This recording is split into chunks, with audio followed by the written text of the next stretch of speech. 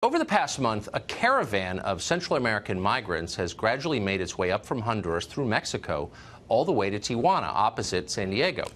At one point, Mexican authorities claimed they broke up the group, and American media, of course, dutifully reported that they did. But they didn't. That was just a PR gesture, and a temporary one. In fact, during parts of the trip, Mexican police escorted the migrants northward. In other words, the Mexican government abetted illegal immigration into this country, as it has done for many years.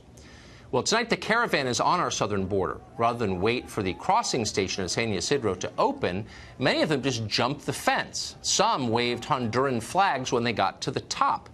And that tells you everything.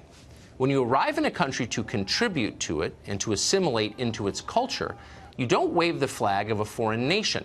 That's when you do in triumph when you invade a country. According to Border Control, at least one member of the caravan has already admitted to being a member of MS-13. All of this should worry us. There are only a few hundred people in this caravan, but there are billions more around the world who live amid violence and poverty, and virtually every single one of them would like to relocate to San Diego. The left argues we have no moral right to stop any of them from doing that. Here's attorney Nicole Ramos of Tijuana denouncing the U.S. government as criminal for trying to enforce our own federal law. Watch.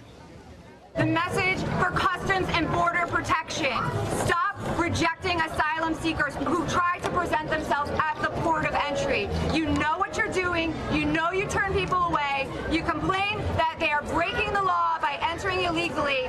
You are breaking the law, and you are forcing them to break the law. That's why we have caravans.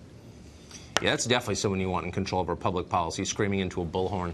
This is not immigration. Immigration happens with the consent of the host country.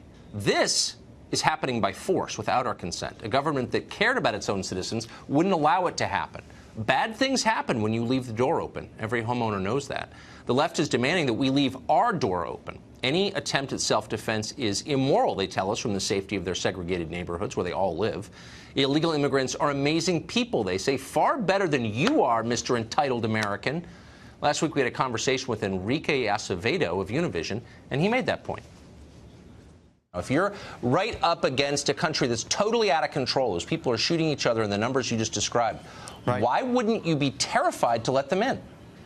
Well, I think you're not getting the criminals. You're getting the best of Mexico, the people who are willing to work 2 or 3 shifts a day, the people who are law-abiding citizens and are proactive enough to try to provide a better future for their family, the people who are fleeing that violence. That's what you're getting, not rapists and criminals like President Trump suggested. But we don't know that, of course, because we have more than 10... No, actually we don't.